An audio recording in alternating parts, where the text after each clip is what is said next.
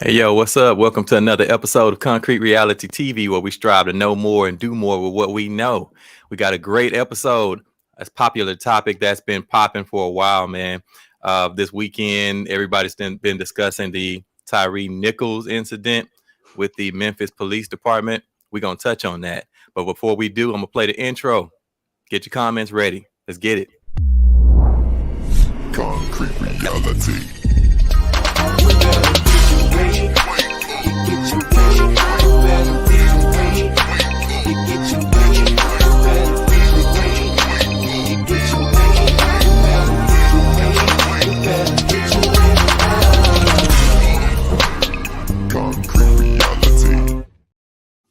Hey, what's up? So I got my co-host with me. Let's introduce him. We got that boy Cool Cutter. What up? You already know, brother. Hey, I'm here in the building. Let's get it. That's what's up. That's what's up. We got the author Danelle, right? What's happening? Hey, everybody. And then we got that boy K Fred. What's happening, man? What's going on? Good evening to everybody. So yeah, let's jump right into it. Man, I'm sure y'all caught what's been going on. I mean, what do y'all think? I know that everybody been talking about it with this Tyree Nichols thing with the Memphis Police Department. Yeah, it's the same as what's been going on. Only difference on this one is they black. So, true. That is true. I know everybody been contemplating this topic because it's a little bit more difficult because you got what they would call black on black crime. It's easier when you can demonize the white police department, or rather white police officers that are imposing their will onto the citizen. But now we got, a whole damn team of black folks pulling a damn training day, Denzel Washington type thing, ruthless. I saw a couple posts. I don't know how true it is. Anybody can post anything, but there was something said that I guess one of the officers he was dating the officer's ex-girlfriend or baby mama at the FedEx. That's the word on the street. That's the word on the street. I saw that too. In that case, that sounds a bit premeditated, like that gentleman was targeted all over female. And when you really go back and look, and I rewatched it right before we went on, maybe about 30-40 minutes before we went on. It seemed as though he was targeted. They didn't tell him why they pulled him over. I didn't hear any charges. I pulled you over because of this reason, that reason. It was get out of the car. Get out the car. And I'm like, damn, what did he do? Yeah, I haven't even watched it. I haven't even, because I kind of, I saw a glimpse of it. I saw the highlights of it, and I already knew, what's about to happen. So it's like watching a car accident about to go down again, and it's wash, rinse, repeat with the whole process. So I'm like, yeah, we've already seen this. What's about to go down. So I kind of already knew what to expect. What about you, Danelle? Did you watch it? I couldn't. I couldn't. Now, this is a tough subject. Honestly, it honestly makes me emotional as a mother. When I was a talk show host before, a radio show host before, it started when Philandro was killed. And we started the group called MOBS, Mothers of Black Sons. And all of us were in this group expressing our fears as Black women, sending our husbands, sending our sons out in fear that they may not make it home. And we wanted to do something to make a change. The sad part is we can look all the way back to the Rodney King situation in the video there, all the way up till today. And instead of the videos making things better, it made things worse. And at least Rodney King survived his encounter. Nowadays, we have people being killed consistently with body cams on. And it's like, what do you do now? I could not stand to watch a human being being beat to death. I think that it is no different than all the times that lynching was done and advertised so that it would enact fear and cause PTSD in the community, because, you know, you're afraid that you might be next, and who knows who might be next. That's my initial take on it. I'm gonna take a breath right there. Yeah, I understand. Well, let's kind of, I guess, revisit it a little bit. I'm not gonna play the video. There's no need to. We already know what went down. It's Right. watch, rinse, repeat with this. You know, what they would call civil immunity with the police department. They pretty much got a free hand. You know, they've always had that. And so you know what to expect with these situations. So no need to watch the video. But I do want to kind of touch on the timeline of events to kind of see what transpired. So I'm gonna bring up the summary real quick. Summary of events. All right. So they say at 8:24. Let me go there. They say at 8:24, officers conduct a traffic stop. I'm sorry, 8:24 p.m. Let me go there. Officers conduct a traffic stop and apprehend Nichols. They say get the F out the effing car. An officer is heard screaming while pulling Nichols out of his car. I'm not going to read through the whole transcript. You can listen or go watch it and you'll see it, but just want to touch on the highlights. 8:25 p.m. 1 minute later, Nichols is pepper sprayed and attempts to flee during stun gun attempt. 8:29 p.m. backup arrives. 8:32 p.m. officers reapprehend Nichols. Nichols, I'll read that. Nichols is repeatedly pepper sprayed during his second encounter with officers. Of course, they're yelling at him. 8:34 p.m. Nichols is kicked in the head and beaten with batons. At least one officer is seen kicking Nichols in the head while he is pinned on his side on the pavement. And there's a highlight of it, of the Scorpion team. We're going to touch on that because I want to touch on the history of them.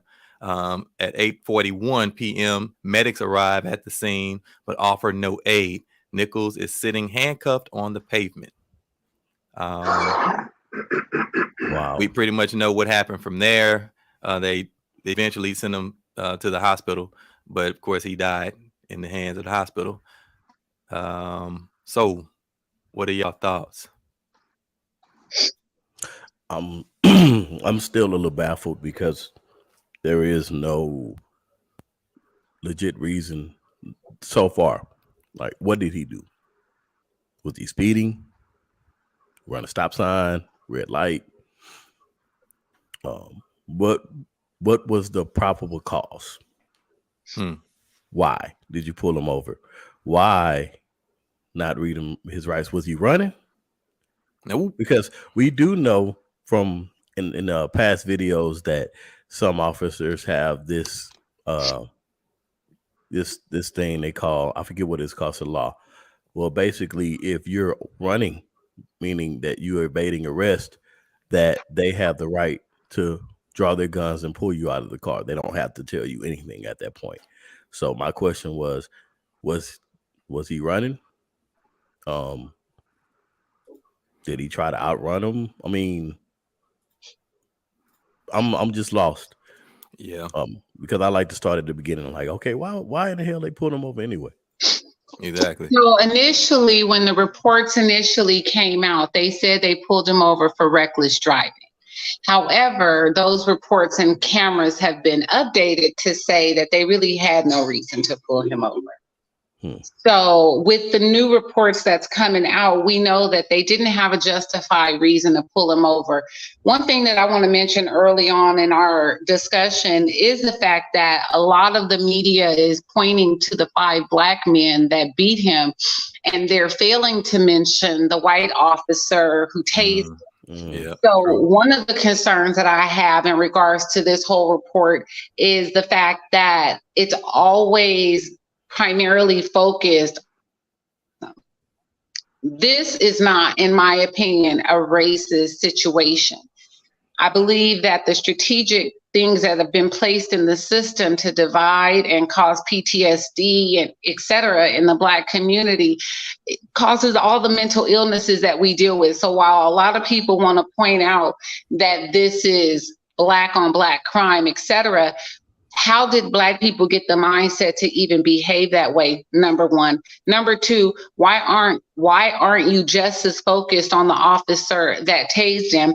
Why did all 5 Black officers get arrested within 20 days of this incident, but the white officer that tased him did not get arrested, but was released from duty while they investigate? Now, we know that with all of the killings that have happened, the McDonald case, where he was shot 16 times in the back, took 2 years to investigate. Eric Gardner, choked to death, 3 years to investigate.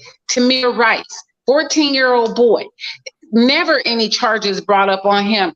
And I mean, Alter Sterling, like all of these people in Louisiana choked to death for selling CDs.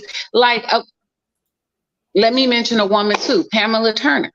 Like, all of these cases have come up where the primary person that was instigating the incident was a white officer, and it took years and years and years to investigate.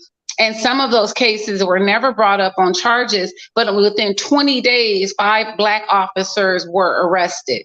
So while I think that everybody should be held accountable for any type of unfairness and injustice, I think that if we're going to talk about race, then we have to talk about why the Black people have the mental illnesses that they do. What are we doing to fix it? Because obviously increasing the police force is not fixing the problem. You can't train people to value Black lives. So now we're talking about what's happening in our community to our people, not only by white people, but Black people too. And the common denominator is the color blue. Mm-hmm.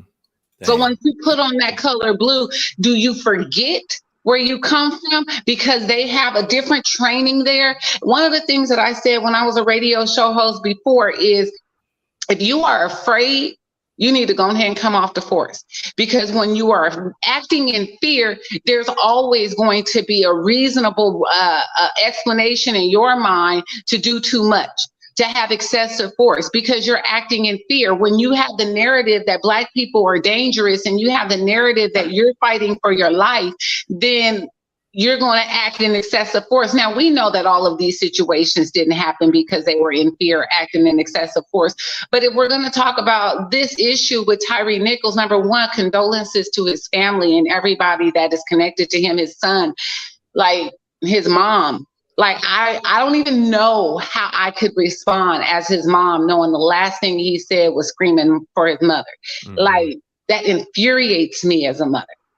It infuriates me. And I don't care if they were Black, purple, white, green, it don't matter. We're human. And the mere fact that this idiot, and yes, I said idiot, Jason Whitlock, decided that he wanted to make the comment of, oh, it's because of these single Black moms and these, the police department being ran by a single Black mom. Did he fail to mention that he was raised by a single Black mom? His parents were divorced when he turned 8 years old. So in my opinion, like, why are we so against each other in our community? Let's deal with the strategic system that has set us against each other and caused division.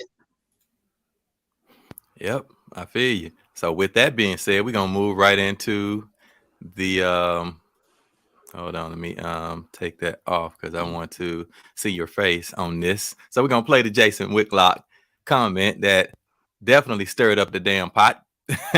So we're going to see what he says about this and we can give our opinions.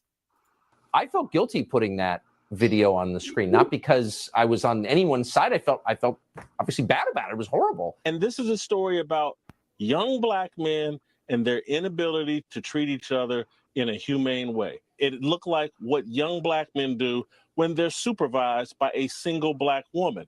And that's what they got going on in the Memphis Police Department. They've elected some or put some Black woman in charge of the police force. And we're getting the same kind of chaos and disunity and violence that we see in a lot of these cities that are run by single mothers. If we want to discuss the breakdown of family that leads to disrespect for authority because there was no male authority in your home. Let's have that discussion. They want to take us down the path of saying, you know what? This is Tucker Carlson's fault. This is some random white, this is Donald Trump's fault. It's the breakdown of family and the buying in to all these left-wing things that have nothing to do with promoting family. So I know it's ugly. I'm curious to see or hear y'all thoughts. I guess we'll start with K. Fred. I got to get your opinion on this. What do you think? Jason Whitlock, what is he talking about? Is there some truth in what he's saying? Is he just stirring the pot for some likes and views like he always does, or do you think it's some sort of sustenance to what he's saying? Well, I think the first part of his comment is what you could call controversial, right? Because it of course leads to an opinion, and then you made it all about a black woman. And then he tried to clean it up at the end with culminating the family. Now, I can agree with that last part. I really do, because there, of course, we already know. I think we've talked about it in other episodes. The tearing down of the family and the home. But that was kind of a far reach. You know what I mean? In the beginning, to attribute it to saying, well, because it's run by a black woman police chief who's a single mother, that contributed to her not handling her children, so to speak, her black boys. So yeah, that's humorous. Wow. What about you, K. Fred? Cutter, what you got? That's funny. Donnell called him an idiot. That's exactly the phrase that I use on Instagram. I really don't like that guy too much at all. Jason Whitlock is an idiot, and not just on this particular subject. He makes idiotic statements all the time, but he's just not called out on it. I think this was his opportunity for him to get some celebrity. He took advantage of this situation. He said something that he knew was stupid. Idiotic, and he knew that it was going to get headlines. That's the way I look at it. I don't give him any more celebrity than he deserves. The guy's an idiot. I'm leave it at that. He didn't make sense at all. It was stupid. Yeah, I agree. I'm not a big fan of Jason Whitlock. At one time, he said some things. I was like, okay, maybe he's onto something a few years ago, but then he started going left, or rather right. Sorry, he started siding with the right to the point of where it didn't make any sense. Just a supporter, just to, I don't know, be a shit starter. I don't know, just to draw attention. That's what he seems like. He's a shock jock. Yeah, that's what he seems like he always focuses on. But to move forward, I wanted to touch on a little bit of the history of the Scorpion unit in Memphis, because it's interesting. So, because I wanted to know, he did try to refer to the chief of the police, because she's a woman, Miss, what is her name? Chief Sarah Lynn Davis of the Memphis Police Department. She got the job in 2021. So we're going to touch on that. I'm gonna put up her post. This is from New York Times, so we can kind of see a little history on this thing, get a little facts before we start giving our opinions on where this thing came from. Hold on, let me post it up. Share. Okay, y'all should be able to see it. Okay, and before we do, I see we got a guest that came on. That boy Tuck. Let me bring in my friend, our bruh, Jeremiah Tuck. Hold on, let me hide that. What's up, Tuck, man? What's going on? Peace. Yo, we got a musician, writer, philosopher, Jeremiah Tuck from H-Town, Houston, Texas. What's up, man? Welcome to Concrete Reality TV. Thank you. Peace to all the panelists. Hope y'all doing well. Thank y'all for having me on. It's an honor and a pleasure. Hope I have some smart to say and don't look like a dumbass. So we were touching on the Tyree Nichols incident, the disappointing incident, ongoing legacy of police brutality in the United States, and just another footnote in this thing. And we were touching on the Memphis chief, Saralyn Davis, because we had just watched Jason Whitlock give out his idiotic comments about pretty much insinuating that because she's a woman in charge that this all happened due to her negligence. And he tried to refer to her in the metaphor of being a single mother over black men or black boys.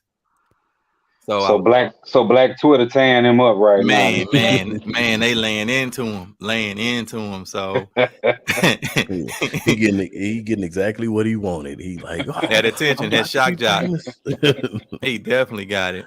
So let's touch on this Scorpion history. So this is, I'm sure most of you seen her picture, but this is Chief Saralyn Davis of the Memphis Police Department. She got the, I'll just read through it because it's interesting. Chief Saralyn Davis of the Memphis Police had been on the job for only a few months in 2021 when she saw that homicide numbers in Memphis were rising toward a record. Near her home downtown, drivers were buzzing wildly through the streets, often late at night. She had a plan to confront the mayhem. For reckless drivers, she told her team, officers were to focus less on writing tickets and more on an all-out strategy of seizing cars from the most dangerous drivers. Violent offenders needed to be targeted with new urgency. If the state could not take a case to court, she determined her agency should ask federal prosecutors to take the case instead. We all have that understanding about being tough on tough people, she said at a community event in November of that year. 2 days later, Chief Davis, the first African-American woman to lead the Memphis Police Department, launched her most ambitious strategy, a new police unit named Scorpion. And the acronyms for it is Street Crimes Operation to Restore Peace in Our Neighborhoods, would deploy some 40 officers as a strike team in some of the most volatile corners of the city. So yes, she is responsible for creating the team, the Jump Out Boys, because she wanted to put her foot down, and pretty much, in my opinion, she wanted to do what a lot of new chiefs or those in power in police departments want to do. They want to make an impact, so they figure, hey, we're gonna bring guns to a gunfight, not knives. We're gonna bring in, instead of basically fighting fire with water, we're gonna bring fire into the game. So she wanted to fight fire with fire. So it seemed like she brought out the most aggressive, in my opinion. It seems like she went for the most aggressive, street thug, knowledgeable type of cats, as you can see, that can handle and put their foot down in the hood. You got to basically know how to handle these niggas. We got to come in here and handle these boys. We gonna build a team that's gonna go in there, and we gonna put our foot down. That's what we going for. That's what I see, in my opinion, from what I just read, and then some other stuff that they've been putting out. What are y'all thoughts on this? Let me say this. First off, you're right, and I just want to reiterate, the Scorpion unit was, and the acronym for Scorpion is meant to stand for Street Crimes Operating to Restore Peace in Our Neighborhood. Lord. Goddamn. And so you take these people that you think are going to be able to relate to the community and de-escalate situations. First off, let me say that the Scorpion unit was to target violent crimes, not pull over random traffic stops. Reports have already came out that there has been no answer from the police department as to why they were pulling him over in the first place. He shouldn't have never been pulled over by the Scorpion unit. That wasn't their specialty. You weren't even supposed to be doing that. So while I feel like, yes, she's responsible for putting the Scorpion unit into the department, That wasn't their goal. That wasn't what she was directing them to do. So can we blame her for their actions? Yes, she's a leader. She has to take responsibility, but at least they were held accountable within 20 days. What about the rest of these officers that get away with it without ever being charged? Yep. What about you, Tuck? What you think? Well, I don't like the name Scorpion at all, man. If I was a kid, I wouldn't feel like they would protect me with a name like Scorpion. Safety in the neighborhood. Yeah, period. Period, man. That's just. But I agree with the point that she was making. I mean, if you have a unit there, they're specifically designed for violent crime. You know, why are they pulling somebody over in a traffic stop and can't explain why they're pulling the individual over, you know, suspected of what, you know what I mean? Does he have a gun? Is he a well-known gang member? Or, you know, I mean, just anything. But like she said, they are, I mean, it's forts in the wind, man. They have no idea why they pulled this guy over. And that's why they have the new, because he was involved with pulling the brother over. Yep. What about you, Cutter? These guys are road cops, obviously. The way they pulled him over, get out the car, all that old crap. Abuse of authority. And it seemed personal. So the rumor flying around that the guy, one of the officers, knew who that guy was. I wouldn't be surprised in court if that came out to be true, because it seemed a little personal. Definitely. It just, I mean, you know, you put two and two together, you're like, he was mighty aggressive, and they were kind of just cheering each other on, like they had plotted this. Yeah. If you listen to what they're saying, the verbiage, the language, they were cheering it. Yeah. Yeah, they were aggressive as soon as they got out. So they was on one. Like they had been either watching this dude and plotting on him, because they had it all together. It's like they had a plan together. We're going to do this, and then we're going to turn to that, and then we're going to tase the shit out of him. We're going to just torture him and torture him and torture him. The only thing they didn't expect it to go to was him going to the hospital and not making it out that motherfucker. And their body cam having to, because guess what? Had he not died, we probably wouldn't know nothing about this. He might have sued the police department, got him a little money, but at the end of the day, had he not died, we wouldn't know nothing about this. I would have to agree with you, actually, because I was watching a video where some Attorney Crump was being interviewed, and they have another victim of the Scorpion unit that said that he had came in contact with the Scorpion unit, and he talked about how they beat him unconsciously, and that he called the police department and reported it multiple times. He reported it, I think, I want to say, to the FBI as well. However, none of his calls were returned. And Attorney Trump was saying in the interview, they wonder if they had taken that report serious, if it would have spared Tyree's life. I don't know if it would have, because like you said, unless somebody is killed, you kind of sweep it under the rug. I'm sure this isn't the first report that has come out against the Scorpion unit. That's just my opinion. It looked like, and not only did it look like it might have been personal, but at the same time, this seemed like a routine. This seemed like just how they decided to handle their arrest or confronting the public, period, which makes me question, what was your real intent? Like, you're in your community, or a community that's supposed to be your community. Apparently, the way that they put together this Scorpion unit was so that we could have people in our community that we could relate to. Now, when I was a radio show host before, I used to advocate for that. I used to say, we need to have our own people policing our own people. But now what do you say? when they put on blue and they forget that they're our own people. Yeah, become a gang. Pretty much, it turns into a gang. Exactly. There's a gang. Y'all I took the mean, words. that's kind of what I. It just doesn't seem like this is the first time. It seems like it's one of those situations because typically with military and then police, it's a hierarchy, and they get a certain free reign, free hand to do certain things, and that's why they built the team, of course, because they're supposed to be more aggressive with the community because they felt like the community need a more aggressive hand to put them in line, and that's what they got. But now all of a sudden, when the dogs go wild, they start biting everybody.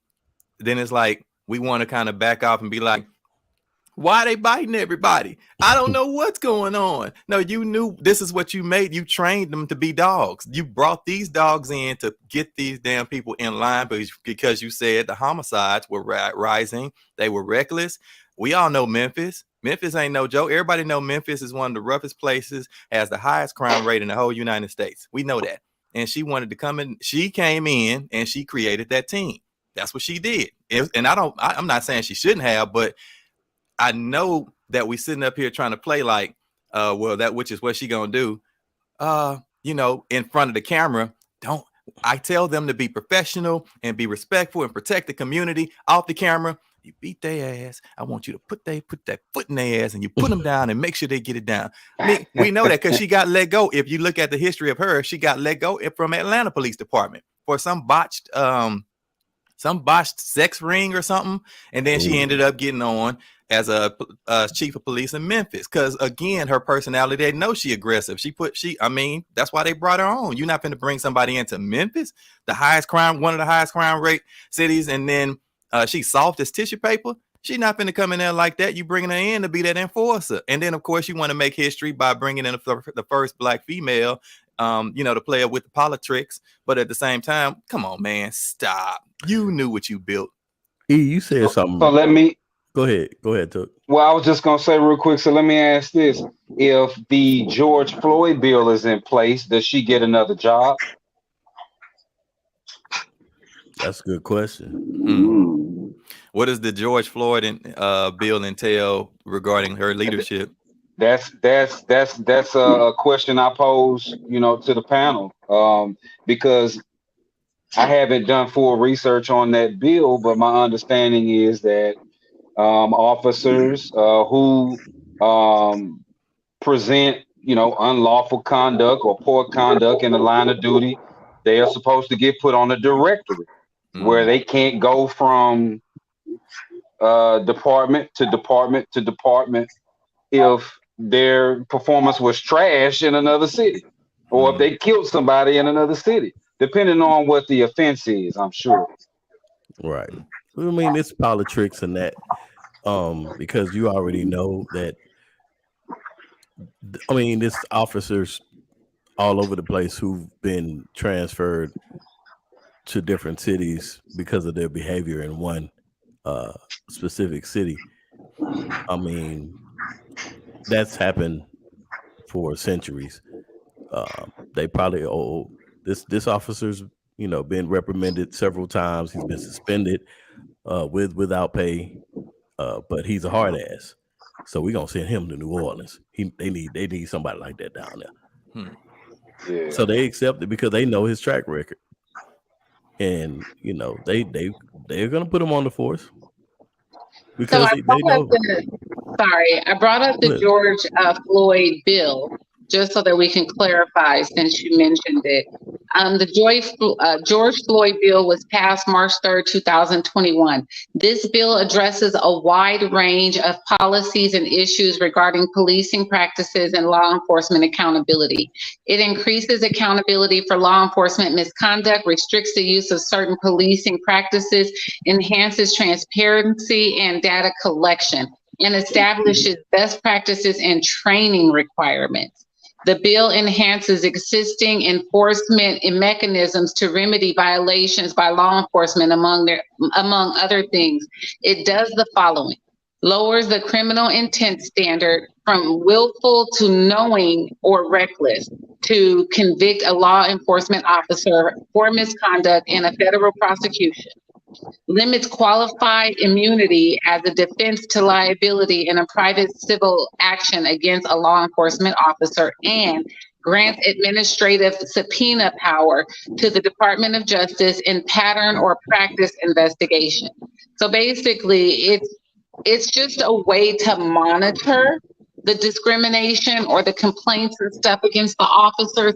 I don't see anything in there that says what will happen exactly if they're, have so many complaints, or if they, they can't get a job. Like, I don't see those consequences. It just basically gives permission to track, subpoena the records from the officers. Like, for instance, my uncle was killed in 2004. He was tased to death in Fresno, California by Fresno PD. And it took years for them to release their reports, etc. So in my opinion, the George Floyd bill will probably give more access to records and be able to track statistics in regards to complaints and stuff. But I don't see a lot of consequences really laid out in black and white.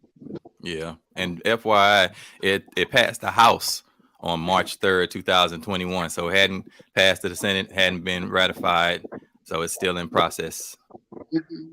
So, hello, good evening, everybody. How y'all doing? Hey, what's up, Gillum? Gillum in the house. What's good though? What's up? I got a question. Why do we need a bill to convict criminals of killing people? Because the people in blue have the protection that the regular civilians don't have. Okay, so my question is, I'm at my job, right? I pull out a gun, I shoot everybody. Is my job gonna protect me like that? If you in the military or wearing blue, maybe. No, and one else, nobody else's job should protect them that way either. So we should need a bill. If you're a criminal and you kill someone and you had no cause for killing them, you should be going to jail. But that's not how it works in this thing. And me and Efren was having this conversation. I said, these fellas have done this before. Because if you bold enough to beat somebody's ass on camera like that, your camera, because Memphis is a state that your camera will not go off. You can't turn it off. So if you bold enough to whoop somebody's ass on camera, you done it before. Or you got I permission agree to with do you, it. but they also reported, Attorney Trump also reported that they were covering up their cameras at certain points too. Mm-hmm. Well, I'm pretty sure they know tricks. We got to remember that these are enforcers of the law. Yes. So they get that's who they were. Yeah, so they get passes on their behavior. He just said it, like they wouldn't do it if they weren't allowed to do it. Mm-hmm. So they got a permission slip to whoop somebody's ass whenever they feel it, the need to use brute force.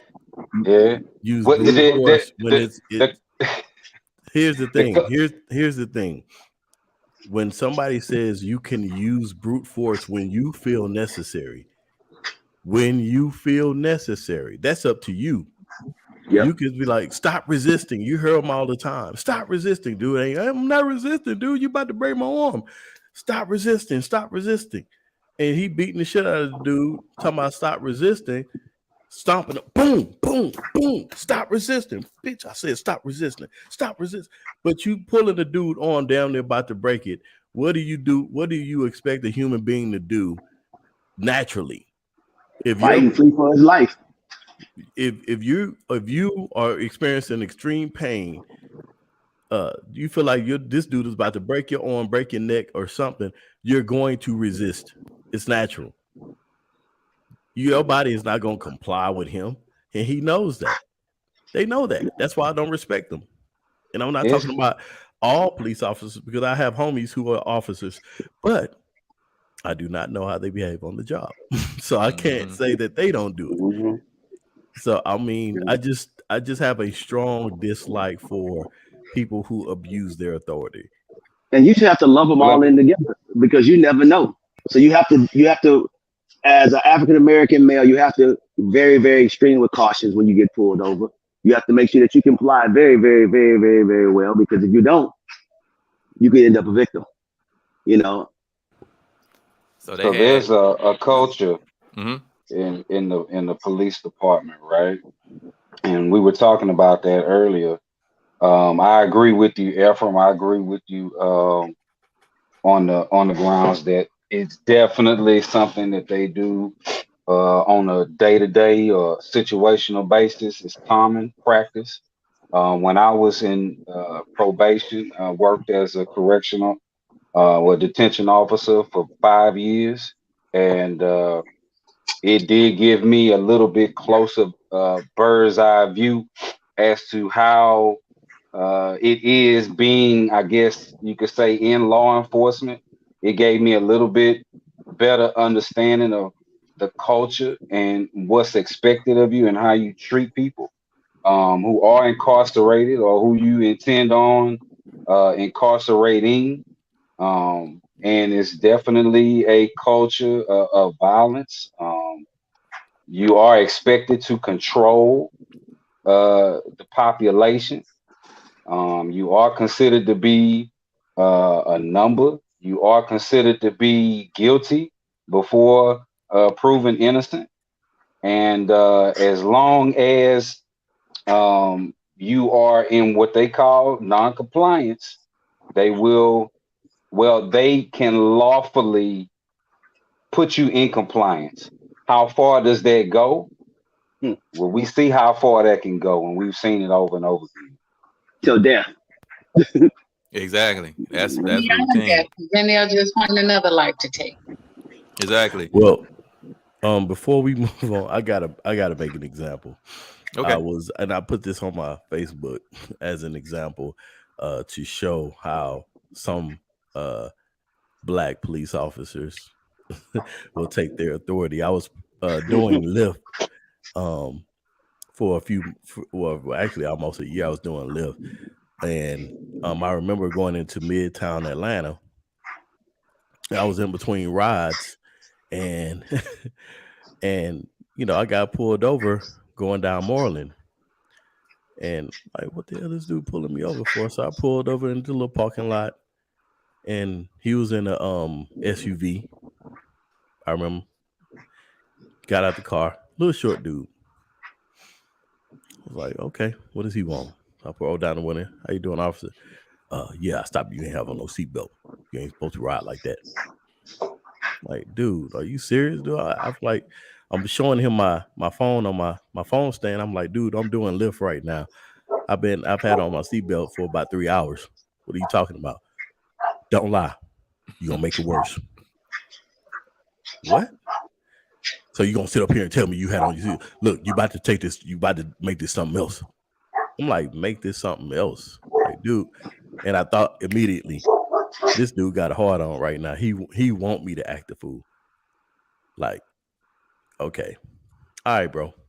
So you saying you ain't have on no seatbelt? I say, bro, whatever you gotta do, bro. Handle your business. And I took my ticket. And I went on about my business. But the younger me, so you would have tried to stir the damn pot. I would have been like, look, go and look at your camera, whatever you got to do, bro. But I know I had him. I probably would have argued him down. It probably would have got escalated into something else.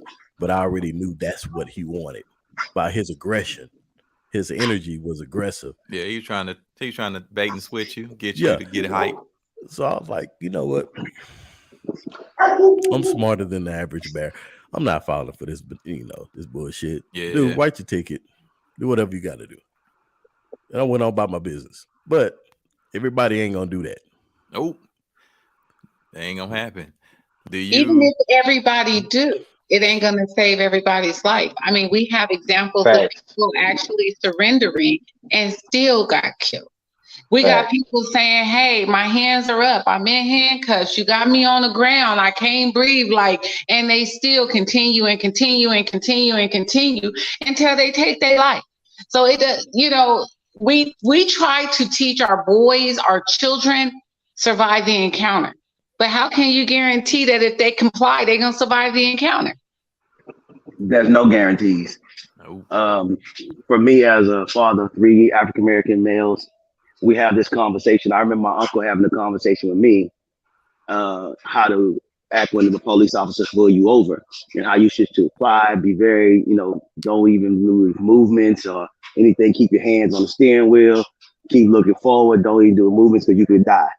So, I mean, it really is heart-wrenching that we have to have those conversations with our kids because we're an endangered species at the end of the day, you know, and they don't give a damn about killing us. They, you know, we still in the books that they got animals worth more than our lives some places in America. Well, a lot of places in America. So we just have to really be careful on how we interact with police officers. Like Cutter said, a young me be like, what the fuck you talking about? I've been having this seatbelt on for so and so and so and so. But however, we know that I tell my sons all the time, I say, you don't argue with them. You just say, yes, sir. And you keep it pushing. And you don't be any aggressive moves. You just relax, keep it pushing. Because at the end of the day, your job is to get home and we can always file a complaint. Exactly. You know, I told my cousins, you fight them in court. You don't fight them on the street. You can't win there. You in their lane. This is their world. They want you to act up because you'll die there. They know they have the authority here in on the street. This is my zone. Yeah. I wish you would act a fool. I can do whatever I want to you out here, and I can get away with it. And that goes into jurisdiction, and that's a huge conversation for me because I'm really big into contract law, and I'm really big into nationality and the whole concept of being removed from the United States jurisdiction. To me, that's a whole nother conversation. That's gonna need some in-depth talking about, but that conversation goes into the ability of the officer to actually give him a ticket or stop him in the first place. Because being outside of that jurisdiction removes their ability to even stop you or to do anything more than give you your identification back or cause an international incident. But that's a whole nother conversation. I would like to pose a question if I could. Should the age of cops be 21? Like, is 21 too young to be a police officer? Hey, Fred, what you got? Because I know he's been trying to jump in. What you got on this, man? You've been quiet. Peace, K. You know, the issue that I have with this is that, you know, you always hear me say, man, the biggest way for other people to gain power and control is to divide, right? And it's funny because they always use race, right? And the problem I have with this is that, okay, you know, first is white people. Okay, now you got a group of black people that are doing the same thing that white people did. So now the talk is about, ooh, look at these black people, right? And then it's shedding a light that's still demeaning to African Americans in a professional job that they're holding in protecting your community, right? And so it kind of takes for me the highlight off of racism, white supremacy, and puts it right now here in the blackface. And the interesting part is when you really look at it, it's just about policing. Doesn't matter whether it's white or black. It's the same thing that's being done by a police force all around our country. So it brings me back to what's the history of the police? They are protecting and serving. Well, originally they were created to protect and serve the slave master's property. So when a slave went missing, that's when they pull out the hounds and they go get the property and they bring it back. Same thing today. You know, they still keep their police dogs and you're still property. Kind of like what my other brother was saying. Because you're that property, you're within their jurisdiction. So they're coming to you, asking you to agree. You know, you have the right to remain silent. You know what I'm saying? You can do that. You can just hand over whatever paperwork they ask. There's many ways that you can deal with, and I think that's probably another conversation. How do you deal with the police in that interaction that you're having with them? what's the appropriate way to do it by understanding your rights? I think the police ain't nothing but slave catchers. I feel like colonialism is all over policing. I feel like the black police officer, you know, I'm not, you know, I try not to dog everybody out, but man, you know, in these situations, you got a lot of rotten apples, man. But Definitely. you know, I'm looking at it like this, you know, colonialism would tell a black man with a badge on to beat up another black man. So the way I look at it is racism is all over this thing. Colonialism is all over this thing. You know what I mean? Like it's a culture, and they teaching other black men to be nigger hounds. That's what they doing. They running out here and they slave catching and bringing them back to the white man. Tell them about the gun line, boss.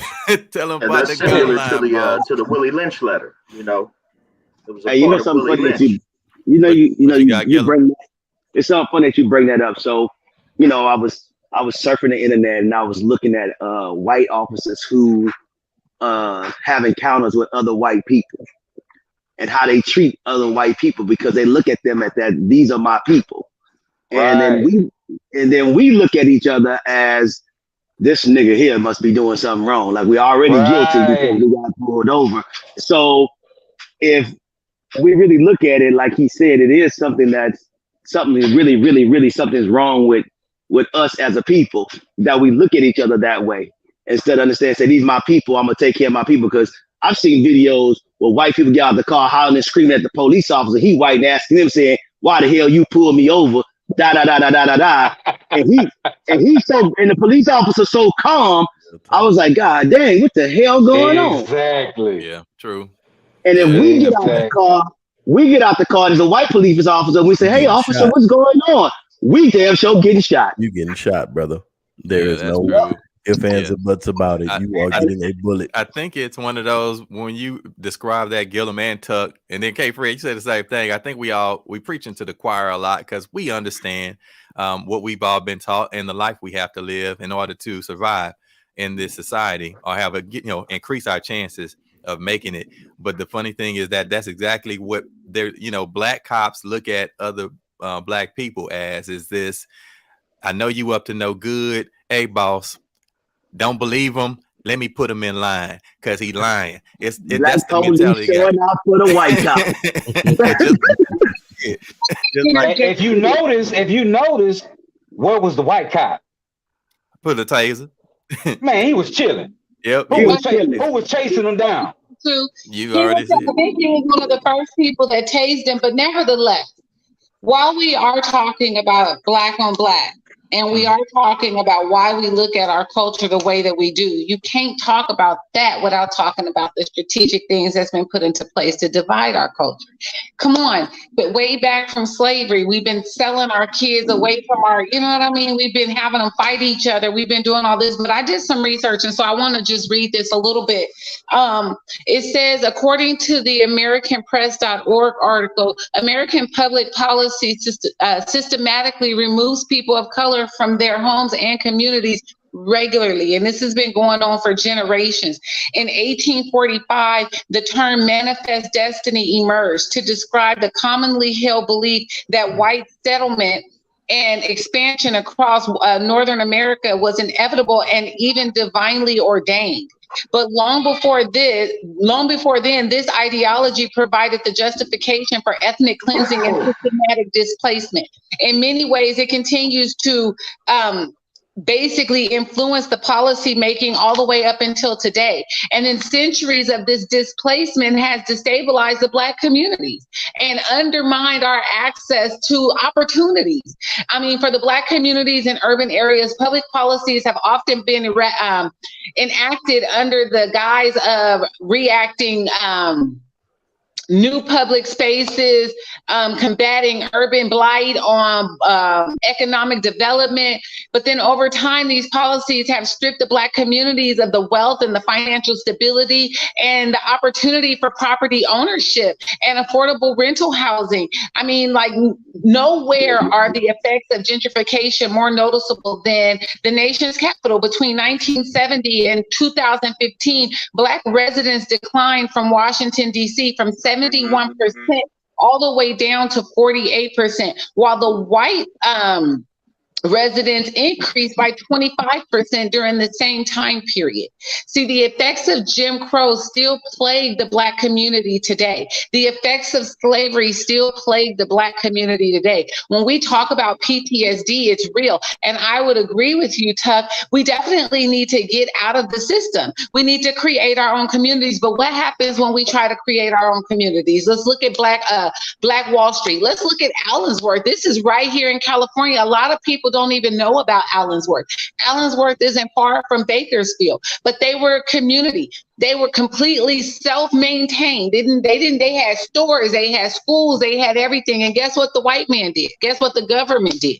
They went in there and they polluted their water so that all their crops would die, so all their cattle would die, so that they couldn't live on the land anymore. So when we are sitting here talking about Black on Black crime, and we're talking about why we think of our own culture the way that we have, it's been strategically an attack against us. Even when we were trying to keep our families together, what happened? The government comes in and introduces crack cocaine. And then what happens? They go out and they arrest most of our Black men and give them harsher time for something they introduced to our community. The whole design was to tear up our families. The whole design was to create division and to not have stable families in our communities. That's what the design was. So of course we are falling victim to generations of oppression.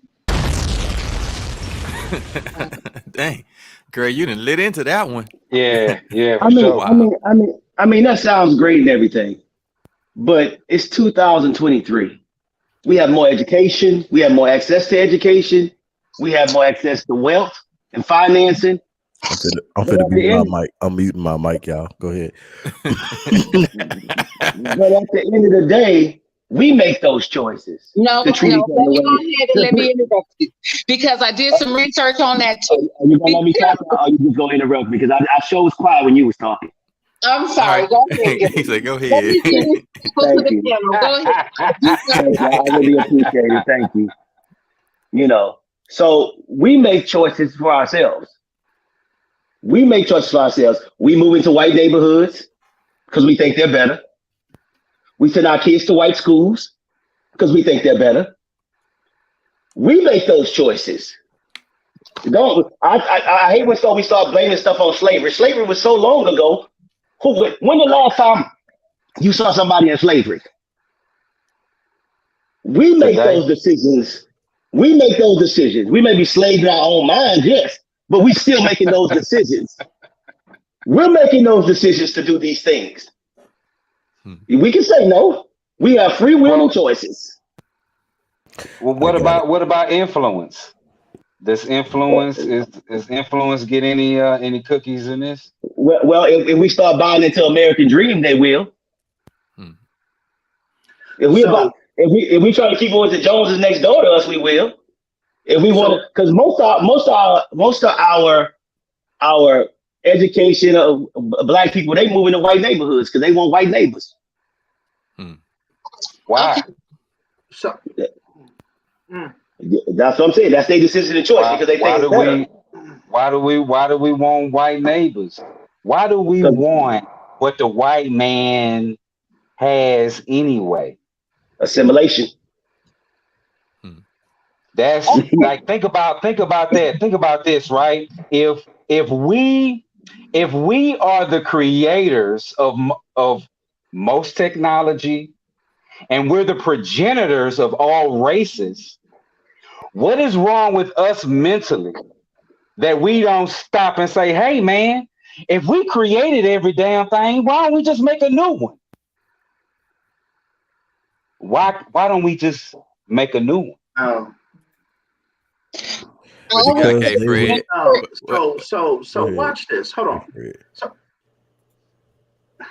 So look at it like this. So let's go back. What cause and effect?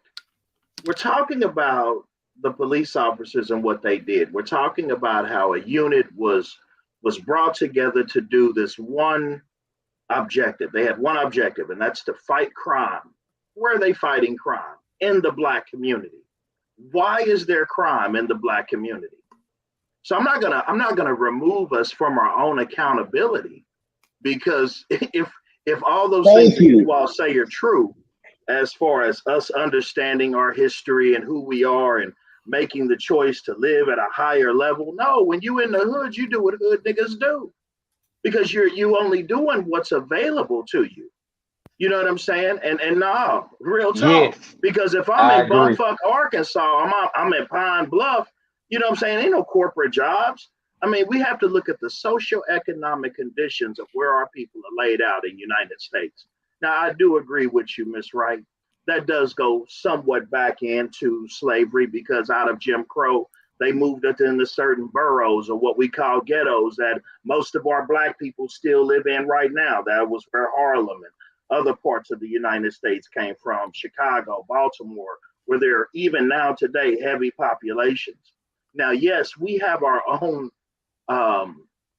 right now. Everything is pretty much wide open. You know what I'm saying? It ain't like when my mama and my great grandmama and them was born picking cotton and shit, right? We got technology. We have access to information. But I think in some areas, if you're not teaching or cultivating that within a community, then they're only going to be there doing the same shit that they do. Let me say this. We all know hurt people hurt people. You can't make healthy decisions from a hurt state of mind, period.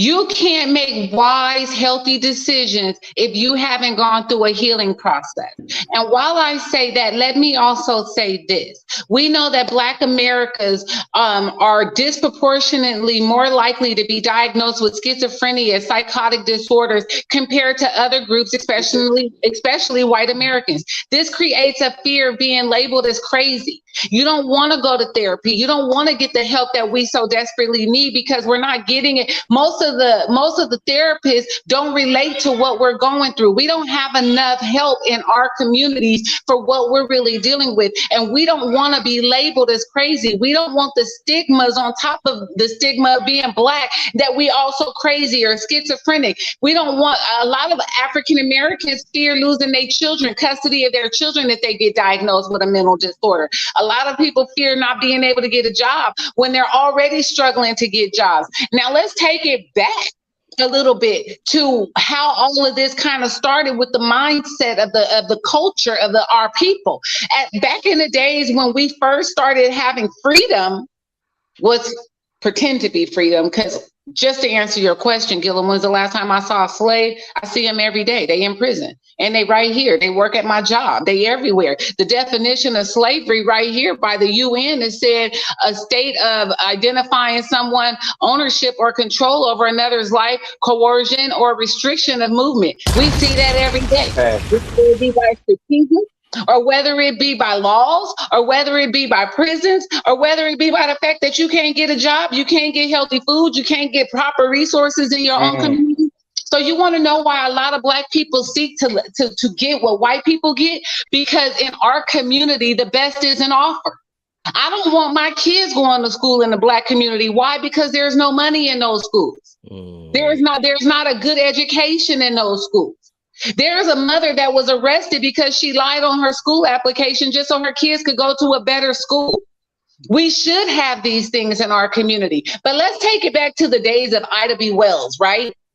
All that happened in Chicago. She started in Chicago. The Black people were accepted only in like a 4-block radius until she started encouraging more Black people to come from down south to Chicago, where they might have more opportunity. Well, the more Black people that left and came to Chicago, then all the white people was like, those are uneducated Black people. We don't want to have anything to do with them. We looked at you guys as the upper scale Black people. We wouldn't mind giving you guys some jobs, but we don't want to have nothing to do with those lower class Black people. And then some of the Black people that wanted those jobs and wanted those opportunities communities kind of turn their nose up at the Black people, like, you're messing up our opportunities. So we have to kind of take into account all the mental things that have gone into our culture for decades and generations and generations that have given us the mindset that we have to think this way. We have to do what we have to do so that we can survive. Dang. Yep. And it's been several cultures. It's been several cultures who's been disadvantaged throughout the history. There hasn't been one culture that has gone through everything that the Black people have gone through. Name one culture that has been oppressed like the Black man. Again, I don't know there's one. several cultures that's been through oppression too as well. And their mindset is different too as well. So when do we take personal responsibility for the things that we're doing? Exactly. I'm just asking questions. When do we take personal responsibility? When do we stop blaming other people? When we stop blaming other people for the problems that we create ourselves? That's all I'm asking. I think you take responsibility once you know better. And I think part of the comment that you're making is you're saying, well, because of the day and age that we live in, everybody should just know better. Right? No. What I'm saying well, I wasn't referring to you, Kay. There's an accountability. I was talking to Gillum. No. So what I'm saying is that we should take personal responsibility for our actions. The thing is, we never take personal responsibility for our actions because we always blame it on something else. Oh, we here because of slavery. Slavery was over 400 years ago. We got to take some personal responsibility for our actions and for our kids being educated, for people. Even for our people in the hood, we have to take responsibility for them. We need to volunteer more. We need to go back to the hood, teach them things that they don't know. We need to take responsibility for our community. We don't have to look for nobody else to do it. And that's what I'm saying. We get to a certain point in life as African Americans, as educated African Americans, and we say, fuck them niggas. That's what we say. That's what we say. The majority of us say, fuck them niggas. I would agree with Tuck when you say that we need to create independence. And one of the things that I mentioned before, years before, is one of the things that we need to do is stop sucking on the government's titty. Pretty much. Because as long as you need the government to survive, you're going to do what the government needs you to do to survive. Like if I'm dependent on them for my survival, I'm dependent on them for my food, I'm dependent on them for my medical care, I'm dependent on them for my education, I'm dependent on them for everything I need to survive, then you're going to do what they need you to do to get that government funding, right? We say that oftentimes about people on welfare, right? But what about the Black community? Oftentimes we want to educate our children so that they can live better. And then they go out, they get these college educations, and they don't come back and bring that talent to our communities. They go live better, or what they think is better. Instead of coming back and pouring into our communities where you go out, you get an education, you come back and you be a teacher in your own community. You want to go out and be a police officer, you come be a police officer in your own community. You want to open up a grocery store in your own community. Like, we have more businesses in our community that are not ran by Black people. Yeah. So again, not Black and they don't care about our kids. So again, I ask you. So talking about personal responsibility.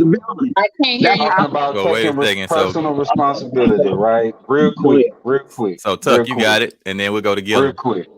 Because I got a conference, so I got to low key go to the nation so I can deal with personal responsibility with these guys. Gotcha. So when it comes to personal responsibility, man, at the end of the day, citizens are slaves, and those who do not want to be slaves need to come out of the jurisdiction of the United States of America.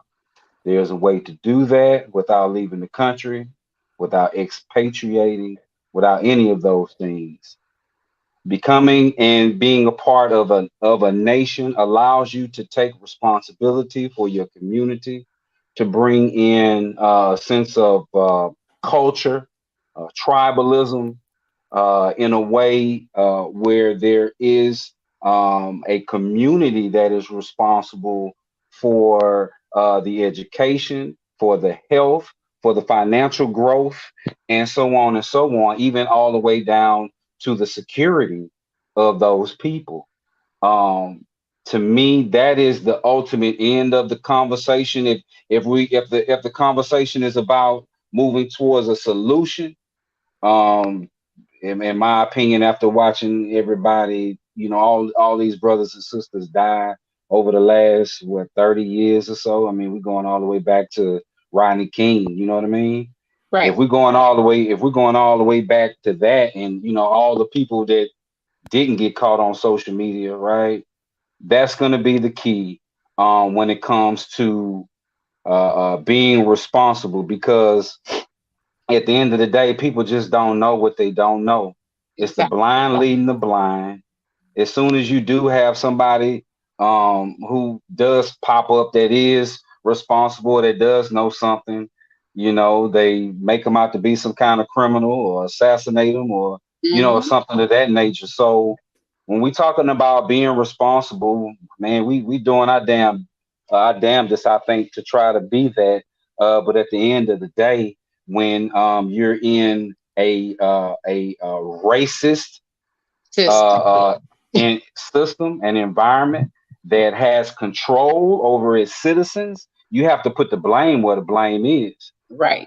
Period. Don't you think? Let me ask you a question. Don't you think that's a part of the problem, though? It's just the way that you view it, and the way that Black people view themselves. See, when you say I don't know what you mean by that. So let's go back to the stereotype, because when you talk about Black people as a culture, the first thing that you think about is slavery. You know what I mean? That's the generic topic right there when you associate Black people, which I don't know how Black became a nationality, because it's not. You know what I mean? I agree. That's another kind. So I get what you're understanding. I know what you're saying, Tuck. I get you. But that's a part of the problem is by not understanding who you are. How can you ever hold yourself accountable to what you are? Exactly. See, because you're moving every day under a false pretense that identifies you with slavery. That's what you think you are. And that's not what you are. Exactly. And then because the story from that puts you in this level of a victim. You know what I'm saying? Because they classify and they show you the imagery of lynchings. It's not to say that it didn't happen, but that's not all of the substance of who you are. You see what I'm saying? And so for me, it's the imagery that we take on as a culture and a community about ourselves. You see, and to me, that perpetuates still that bestial activity that we like to display in our own communities, where we think it's cool to sell dope, or we think it's cool to ride rims, or we think it's cool to float stacks, but your ass is broke.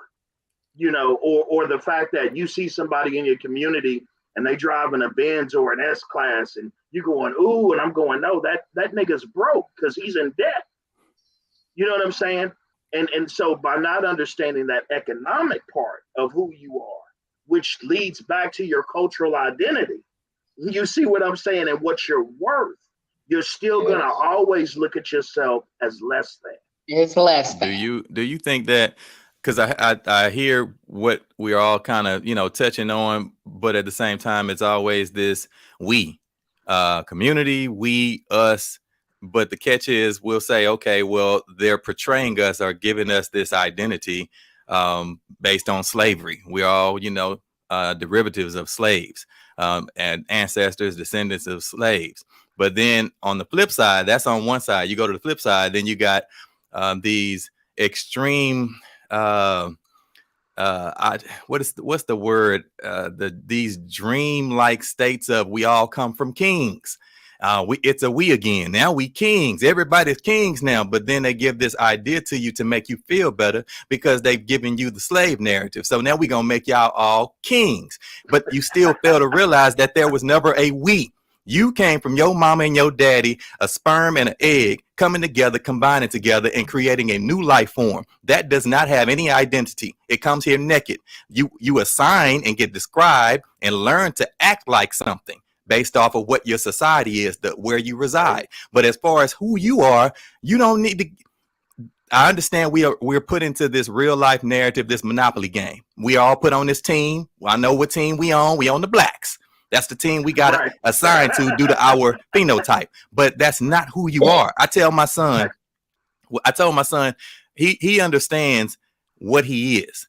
He's a human. That's the only word that I can give. That's the base root narrative that kind of keeps him out of this identity that people will infuse you on based off of race. But I also let him know they will assign you black because of the race-based system that we live in. But by no means are you that. You come from me and your mama. That's where we created you. But that's where it starts. That's the only thing I can give them as a basis. But that's what I think we need to build from, because we want to all start at these identities based on these narratives that everybody has created and want you to join their team. Hey, I got the right narrative for you, brother. This is what you really are. Then you join somebody else's team and you want to act like them. And then you start imitating the identity that they created for you to start being a part of, because you want to be a part of the group now, of another us, a we, a group. I'm tired of that, man. I understand the game we got to play, but don't start believing the hype. That's the problem I have. Stop believing the freaking hype and just simply learn to be who you are first. And that's going to be the hard part, because who wants to be alone? You want to be a part of a group because the group seems like you got a better chance of being liked, being accepted in society by being a part of this group, whatever that group may be, sovereign citizen, Moor, Muslim, Christian, whatever you want to be, whatever you want to call yourself. It's a mask that you have to wear in order to be accepted into a particular group, but that's not who you are. Wake the fuck up and stop get your mind out of these belief systems that are meant to control you based off of what you believe in them. That's all I'm saying. Sorry, I get a little excited because I'm just tired of these narratives of trying to control people's identities. Well, and here's the hold other on, part hold to on. let me that let me put some periods when on that real quick. Go ahead, Kurt. Yeah, I definitely wanted a piece of that, but I gotta go. Go ahead. Well, it's just that I feel like in our generation, and I can say that because we are amongst the same age, whether it be 5 or 10 years from now apart, but we were brought into this understanding that we have to claim black first, with the culture that we came into, the Public Enemy, the hip hop culture, which was pro-black. The African medallions, the kufis of different, ethnicities, so to speak. But we came into the culture of being black and broke instead of human and rich, meaning that we were born in America, but we didn't learn how to maneuver. We were taught to be black first, if you recall. Oh, I'm black. I'm blacker than black. I'm black. I mean, at the end of the day, I get it. But I just wanted to add some periods to what you were saying, dude, because that's what we were brought into. And that's what we're learning later in life, how to be financially individual. Yeah. How to move through the system. Yes. How to move through the system. We were taught, I got to claim I'm black first. That's the most important thing in life. I got to claim that I'm black, and then I'm gonna move on and try to get an education. And I know, no. You're human, and you're born in this part of the world, and this is what they have to offer. That's what you need to worry about as a kid. Get your education, get whatever if you want to own a business, if you want to be an employer or employee, that's up to you. But you don't have to worry about your race first. That's not. That's something that to me it was a blinder to us. Mm-hmm. Now I'm not saying that I'm not black. It's obvious. You're part of the team. I'm simply saying that, yeah, okay, that's something that we should got over quick. Okay, you're black. Okay, move on from that. What else do you have to offer? I think at the end of the day that it's back to personal responsibility as a father for my children. They know they black. They look at themselves every day in the mirror. I just teach them how to maneuver financially, how to move socially through the system. And I think that's what we have to really understand, that we have to teach them a certain way, and of course, we have to go back and help people behind, because we have to help people of all races to grow. I think it's a beautiful thing, but this slavery thing, we gotta leave that alone, y'all. We gotta stop jumping on that and using that as a crutch, because there's a lot of people that was in slavery. There's a whole bunch of people that was in slavery that were different colors, different races, all through America, all through history. You know, we use that as a crutch because that's what we want to say. Oh, we in this situation because of that. No, you're in that situation because your decisions and choices that you made in life. That's why we're in most of the situations that we're in. You know, because we made decisions and choices in life to do certain things, and that's how we got to this point. So that's what I mean about personal responsibility. Because, you know, yeah, slavery made a point 400 years ago that you couldn't read or write. Yeah, but we have choices now. We can send our kids to college. You can go to school every day, but we make choices not to go. Or we make choices not to do certain things. So how does slavery affect you now? To this day, in 2023, how's it affecting our community now? We making those decisions. We making those decisions to sell drugs because we said we didn't have nothing else. We don't know anything else. That's not true. We know a lot of shit. We just don't want to do it because you don't want to put the work in.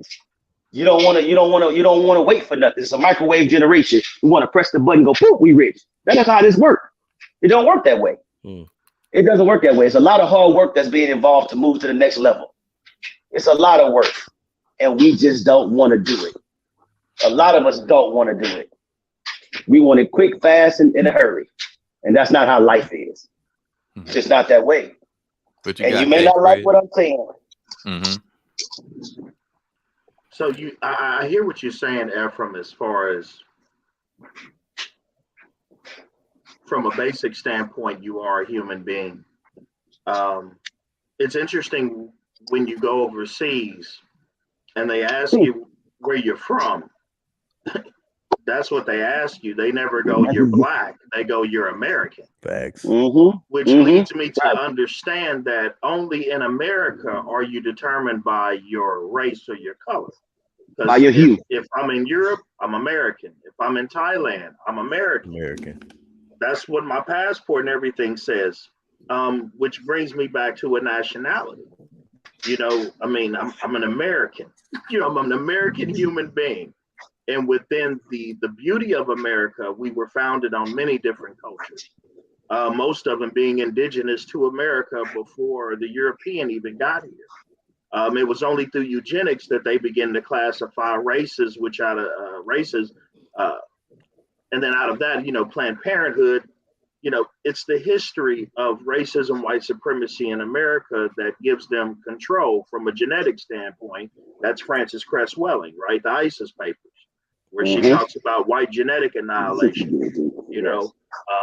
So I get the whole race theory, right, of how we in America cultivate these things and then use it as a division. It's funny when you go to LA, because they tell you this is, if you say Glendale, everybody knows those are Armenians. If you say, I'm going over to Chinatown, where would you think is in Chinatown? If you say Inglewood, Watts, I mean, everybody know that's where the niggas stay. You know what I'm saying? If you say Beverly Hills, you know what that is. So it's funny how America will even classify areas of their city, you know, according to your race. And that's where the people gravitate to.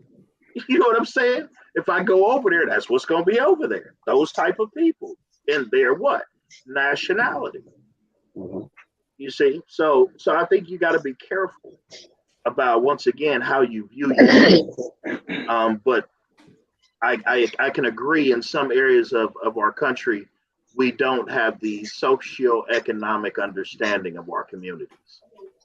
So the solution for me is, how do you provide that? How do you take all these people who lack financial literacy, that lack understanding of what they are, or even as Tuck was saying, understanding certain parts of your nationality, or understanding jurisdiction? You know, nobody's really going to do the work to go read and to learn when your everyday life says, hey, I got to live, I got to get money. And you're only going to get money based on what you know in your community. So if the only thing that's provided to me is cats selling dope or cats working at the grocery store for, you know, $10 an hour, or if what's minimum wage in some states, less than that. What's my alternative when all I see is get money? Well, why would I want to do it the slow way? I'm gonna go get it the way that I can get it the quickest, and then I'm not really looking at the risk to reward. I'm looking at getting my money. You know what I mean? And so until there's opportunities that's gonna provide you that knowledge on how to get money the right way. You know, how do I increase my circumstances the right way? You'll still have this perpetuated cycle that warrants us to have enforcers like the Scorpion. Well, you just said some shit. Because sometimes he sounds brilliant, don't he? Nah, I'm just saying at the end of the day, that's what they're faced with. Even if, and it kind of comes full circle, because though they're not, we don't know that young man's history, his criminal record. We don't know anything about what he did, what he did for a living, whether or not he was a wanted fugitive or nothing like that. But I'm pretty sure they would have said that by now. But the point is the fact that that's what we're faced with in our communities. Police officers who automatically view us as that nigga's trouble. That nigga's a problem. I got it. He looks suspicious. I don't like he got a hoodie on. Nah, that nigga's carrying some dope. I already know he's selling dope. Yep. Let's go get him. But we can't get him like we would normally get him. We gotta get him. We gotta scare the shit out of him. Let him know that I'm a bigger black man than you. Not by size, but by mentality. Meaning that he can show you that not only do I have authority over you, but I gotta prove to you without you even asking me to that I got authority over you. That's called bullying. Yep. It's bullying. And racial profiling. Same thing. Is that even such a thing? Like with a nigga with a nigga? Yeah. A nigga. Everybody want to be a nigga till it's time to be a nigga. So look, nigga go racially profile another nigga. they draw that's what trips me out, because like I said, they draw. I guess we all do it in different instances, but with them, they have power behind their belief system, meaning that they'll draw this narrative based off of this racial profiling, and then they'll live through the narrative that they created with that racial profiling. They be like, hey, this dude, he looked violent, and I think he probably packing some dope. I bet he got a gun. Hell yeah, he got a gun. Let's be very, very careful, and we gonna hit him hard when we come at him. And next thing you know, they come at you aggressive because you got a gun in their mind, because they done created this whole narrative in order to detain you. And you like, they come up to you, be like, I just got off from work, bro. I'm finna go home. I just wanted to give me some Popeyes with some biscuits, and you come in at me and yelling and screaming. And you see it on camera all the time when they be coming to these people, and they're like, I was just going home. I just got some gas. And next thing you know, they getting cursed out, getting maced in the face, and then tased on the ground, knee in the back. And you be like, what the hell is he doing that for? Because in their mind, they done already created this damn narrative that this dude is who they think he is, without ever getting any facts behind what they say it is. Yep. But as you said before, they have instructions. Yep. They go to meetings too before they go to work. Mm-hmm. You know, just like we go to meetings, you know, we all got jobs. I mean, with the exception of these business owners, and these entrepreneurs on this panel, and these Tommies. We not saying no names. Ain't got no damn job now. We all go to meetings before we go to work, or after work, or sometime during that course of the month. We have to get together to regroup, to find out what is new, what do we need to attach, what's changing in the protocol of the company. The same thing happens with police officers. They have meetings. They got to go to the station. Oh, this is what we're cracking down on. We cracking down on drunk drivers. We got aggressive drivers. We got dope over here in this area. We got a task force that we're putting together over here, and we gotta really, really crack down on this whole area over here. So we going no holds barred. pull everybody over. I don't give a damn who it is, and take their ass out the car, harass them, do whatever you got to do to get their ass. You got to crack down on all this crime. You got to crack down on this crime. Hit them hard. When the news cameras turn on, yeah, we are really cracking down in these areas because of the crime, the heavy crime rates in this area, and woo, woo, woo. But they not telling you that they telling their officers, look, harass these motherfuckers, racially profile.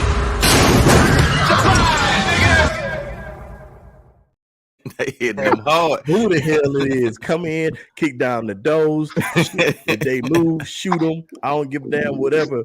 Woo, woo, woo. They are going rogue basically, and they have permission to do it. Definitely. And this is why. And I'm gonna wrap it up here. Mm-hmm. This is why when they get in trouble, they get paid leave. They get taken care of. They get taken care of because they were told to do this shit. So they backfire, and now the company, the corporation of the gang unit, the police officer, they actually have to cover their ass, and they stick together because they a gang. Yeah, they do. They stick together, so they got to cover their ass. So look, I know we told you to do. Well, fuck that! You're not taking my fucking pension. And look, go home.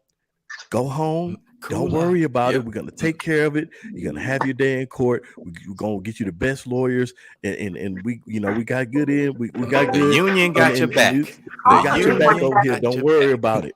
Go home, relax, Tommy. Relax. All right, man. I better not fucking go to jail. I know that shit. Because I'm snitching. I'm gonna tell. I'm telling on every goddamn body. Hey, we've been on for a while, man. We're gonna wrap it on up. Man, this was a great topic. We really had a great conversation on everything. I appreciate everybody coming and joining us, all of the guests, the commenters, man. We appreciate you guys, the guys on Facebook, everyone that was on Facebook. We can't see your comments, so I'm sure we'll have to go back through, but we appreciate you joining us. Be sure to like and subscribe. And we appreciate you joining us with Concrete Reality TV. We out. Peace.